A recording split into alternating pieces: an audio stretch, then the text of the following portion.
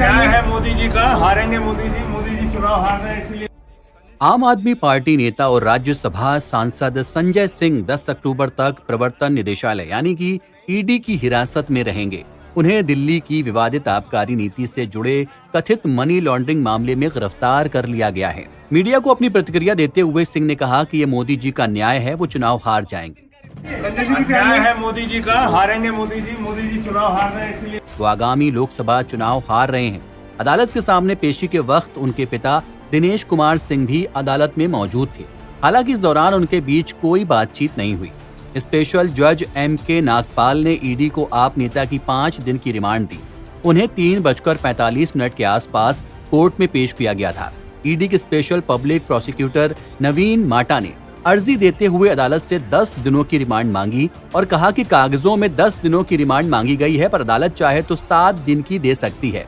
जज ने अर्जी पर विचार करने के बाद जांच एजेंसी से कुछ सवाल किए।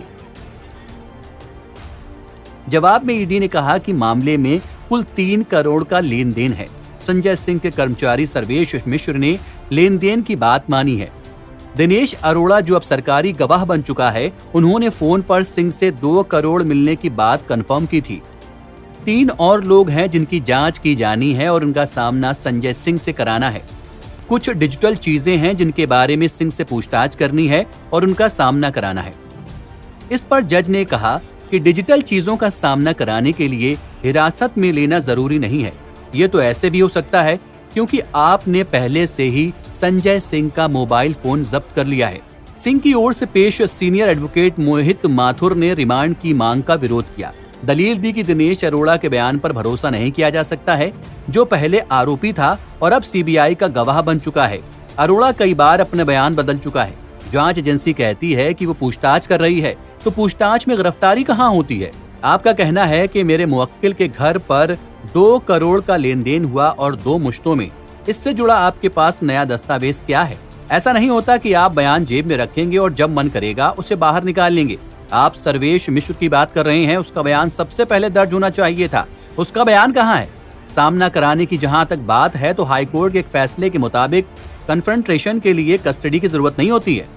वकीलों की दलीलें सुनने के बाद अदालत ने सांसद को भी अपनी बात रखने का मौका दिया। संजय सिंह ने जज से कहा, अमित अरोड़ा ने 10 बयान दिए लेकिन उसे संजय सिंह याद नहीं आया।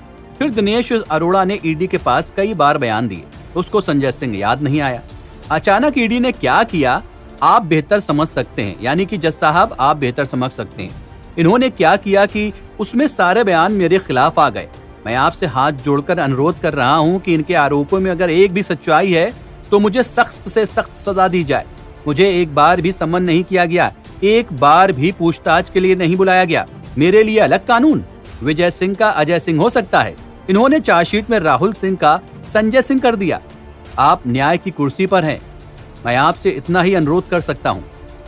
आपको बता दें कि ईडी के मुताबिक उसके पास ये साबित करने के लिए पर्याप्त सबूत हैं कि दिल्ली की आबकारी नीति लागू होने से पहले ही लीक हो गई थी।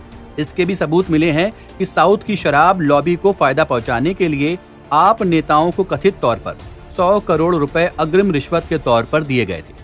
धन्यवाद। आप देख रहे हैं सक्षम समाचार, सच का दर्पण समाज को